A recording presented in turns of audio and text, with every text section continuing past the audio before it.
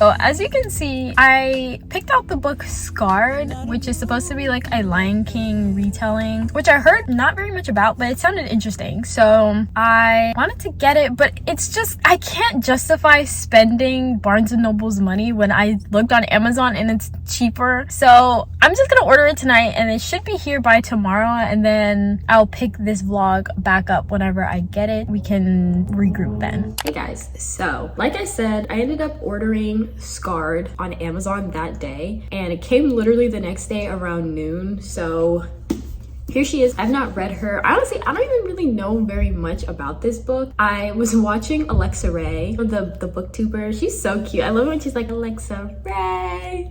Anyways, she did a 24-hour reading vlog and she picked this book up and read it, and she said that she liked it. I thought that the Dreamland Billionaire series was going to last me all month, and it didn't. I actually finished the Billionaire series, I think March 6th. It's the 17th now, and I've been without reading for a good hot minute. And so when she said that she liked this book, I was like, let me just pick it up. And it's a standalone. It's part of a, what is it called? Never After series of like all fairy tale retellings. And I think from the villain's point of view, this one is the Lion King retelling. It's about Tristan and Michael, who are brothers. And yeah, I don't really know much about it. I guess we'll be rooting for Scar in this. I don't know, but I picked it up and I'll probably let you know how I like it during a vlog or my April reset. I don't know yet, but this is what we have. So while we're here, I also wanted to give my review on the Dreamland Billionaire series and let you know what I think about these chunky books. So pretty much, I have seen Dreamland Billionaire series like all over the internet, and I was really interested because I was like, okay, I've been wanting to get into a series, and I used to be a huge reader as a kid, as a preteen. I would only read series, like mostly dystopian or fantasy. And as of like 6-7 months ago, I've been like back into my reading kick. And I don't know, I felt like kind of nervous to get back into reading series. I don't know why. I think it's just kind of nostalgic, and I felt like maybe even a little bit sad that like I haven't really been a huge reader since ages 14 to 22, and I'm like, that's such a shame.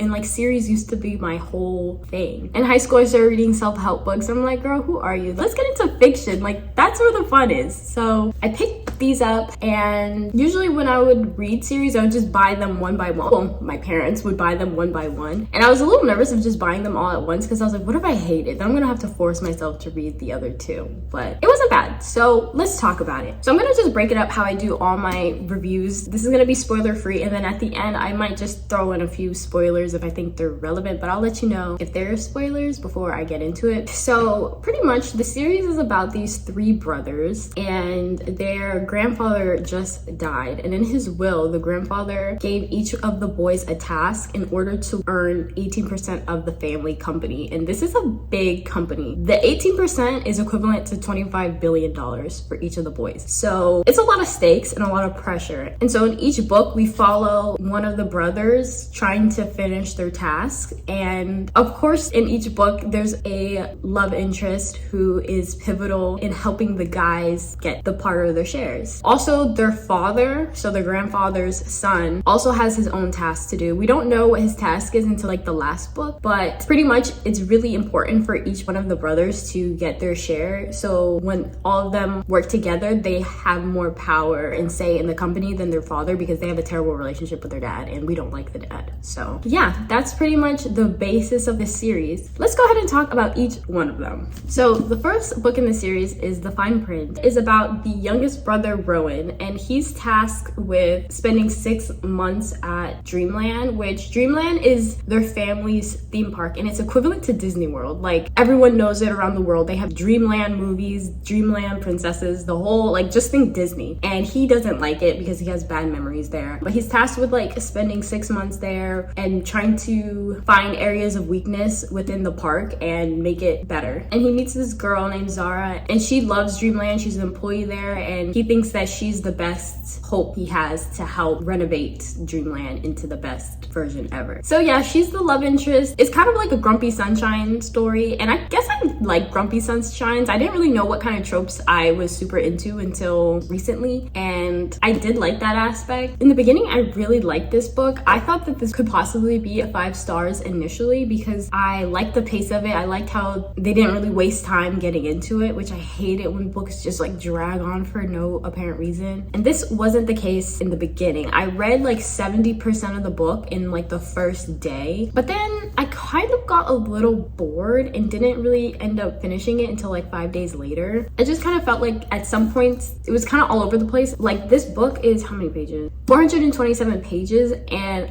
I don't really think it needs to be 427 pages. Like I felt like there was too much that didn't need to be in there. In all these books, there's like a lot of spice, so if the spice makes you too uncomfortable, maybe these books aren't for you. But I will say some parts during the spicy parts, and even not super spicy parts, the wording was kind of weird. Like for example, there was a part where he would say stuff like, I don't even know if I want to say it, it's kind of cringy. Like there would be parts where he would say like, oh, I'm branding her with my lips, and then she would be like, oh, he's branding me with his lips. And I'm kind of like, I know it's not real, like, but it's kind of just so unrealistic. I'm like, how can you telekinetically like send that message that you're branding her with your lips? It just sounds so specific, and like I don't know, it just was weird. So little tiny kind of cringy parts, but like I like cheesy things, so it didn't bother me crazy much. But just like I don't know. With rating this book, it was kind of hard because I always said that when I rate a book a 3 stars, it's because I was excited to read it, even if the writing was not that good, or there was holes that I didn't like, or whatever the reason was that maybe I didn't like it too much. If I was excited to finish it and I was reading it whenever I can, then that's like a bare minimum 3 stars. But with this book, because I finished like 70% and then it took me 5 days to finish it, and it would have taken me more, but I really wanted to finish this by the end of February, and I finished it like the last day of February. So I kind of like forced myself to read it. It made it hard for me to be like, oh, can I give it a 5 stars? But like when I was reading it, like I got through it really quickly. Like technically, I guess it would take me 2 days to finish it because 70% the first day and then 30% the last. But then that gap, you know what I mean? And I enjoyed the 70% and 30% while I was reading it, even though there was a lot of slow parts and stuff. And I loved the Grumpy Sunshine, and I loved different aspects of the book. I'm gonna rate this a 3.8. I did enjoy it, and I would recommend this book. It's not my favorite out of the whole series, but I feel like I would recommend the series as a whole. So I felt like this isn't the best, but it's like a 3.8 because while I was reading it, I enjoyed it, but like I needed a break kind of.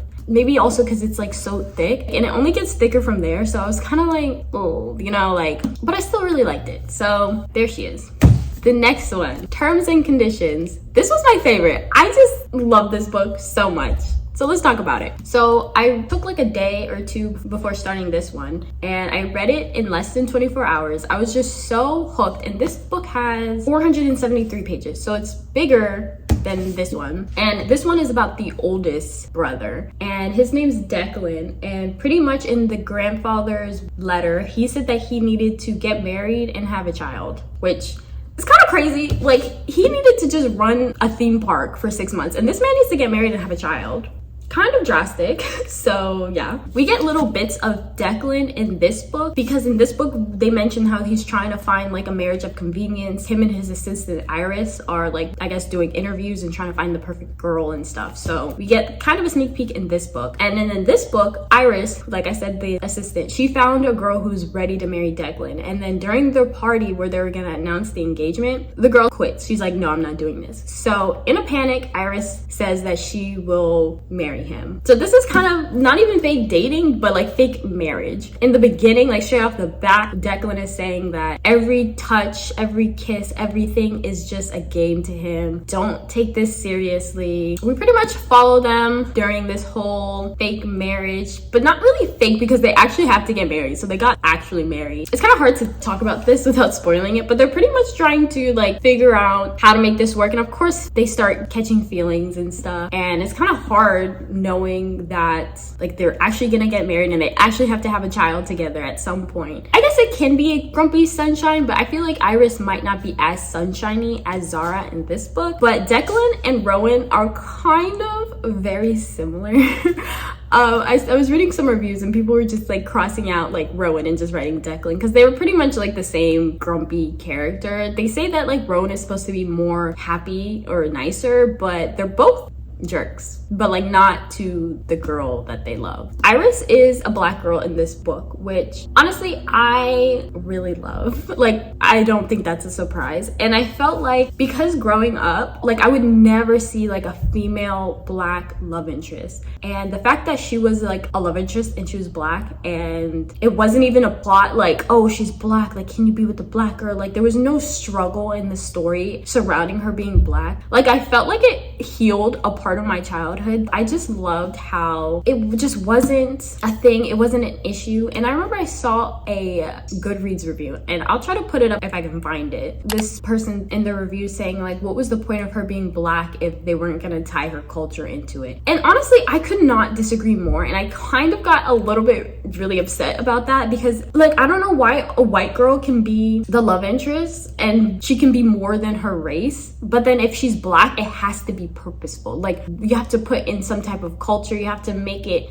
mean something. I'm like, why can't she just be like black and that's just who she is? Why do we have to always try to make it more than it has to be? Like all love interests have to be white, and if they're gonna be a different race it has to throw in culture in it. I kind of just got really annoyed. Like I think it's beautiful if you do want to tie in culture, but like you don't have to. If you just want the main character to be black, then let her just be black. Like why does she have to be representative of something? So that kind of ticked me off. But overall I love this book, and honestly I rated this a 5-star. It is not the best writing, it is not the best story, but just because this was very personal to me and I'm very biased, I just loved reading about a main character who's black and it didn't turn into something else. Because I've read other books about black main characters. I read Get a Life Chloe Brown, and I also read The Wedding Crashers. They're both black main characters, and in the book it wasn't surrounding like struggles of being a black woman, but like there were mentions of like I don't know how to explain this, guys. Like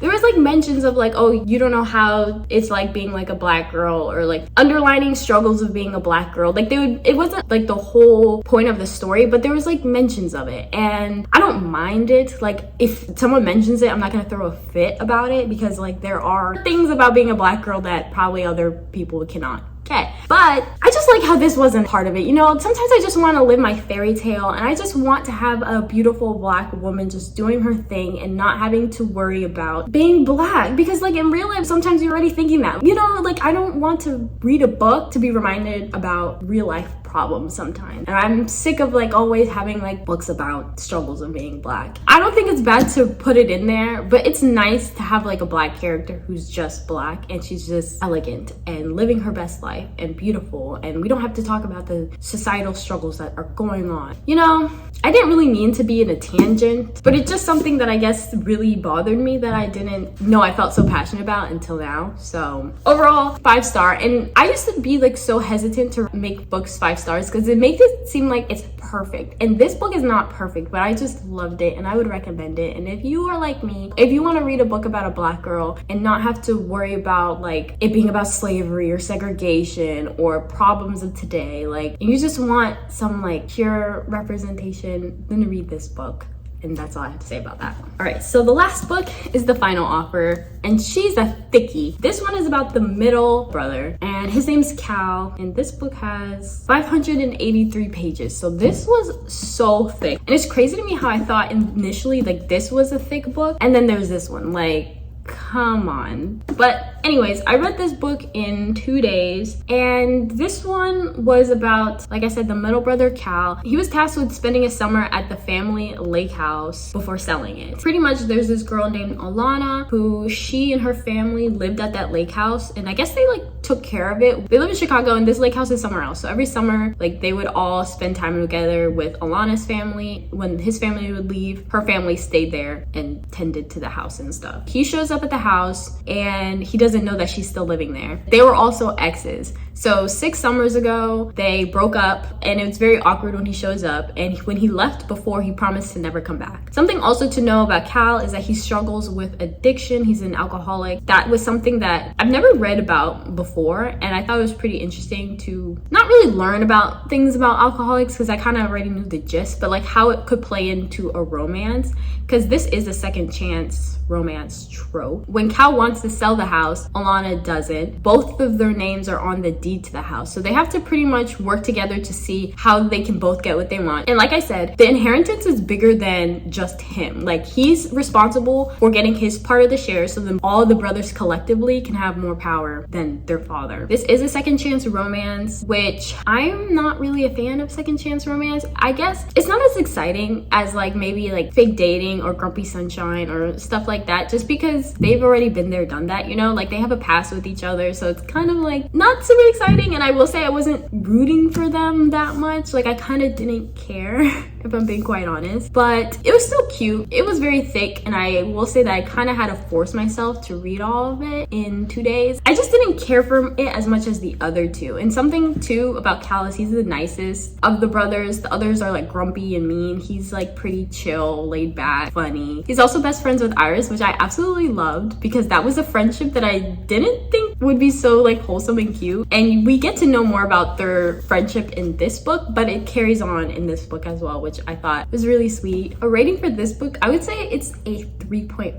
I think most of the rating honestly comes from the other characters, because we get to see Rowan and Zara, we get to see Iris and Declan, we get to see, like, you know, the OG characters that I love in this book. So I felt like it kind of bumped the rating. And also the ending was nice because we get to see the whole thing wrap up. We get to see what was the dad's task to complete. I thought Alana was kind of annoying. I'm sorry. I just felt like she was a little bit insufferable at times. And I think it's just because she's hurt. Like, Cal broke her heart, and so she has like a guard, you know, like she's standoffish, which I get, but I kind of just was a little bit like, I don't know. She was probably my least favorite girl. Still a very strong woman, I'll say that. All right, so overall with the whole series, I will rate this a 4-star series, because I think that's how the math ends up working out anyways. This is a 3.8, a 5, and a 3.5. I think it's a 4-star series. I think you should definitely read it if you haven't already. It's very thick, and I like how like we get to learn about each brother, each romance. It's cute. Like, the stakes aren't like crazy high. Like, I don't really like to read books where the stakes are like life or death. So I don't know, it's just like a cute book. I don't know. I'm gonna go ahead and talk about spoilers now, so if you don't want to hear them, thank you so much for watching. But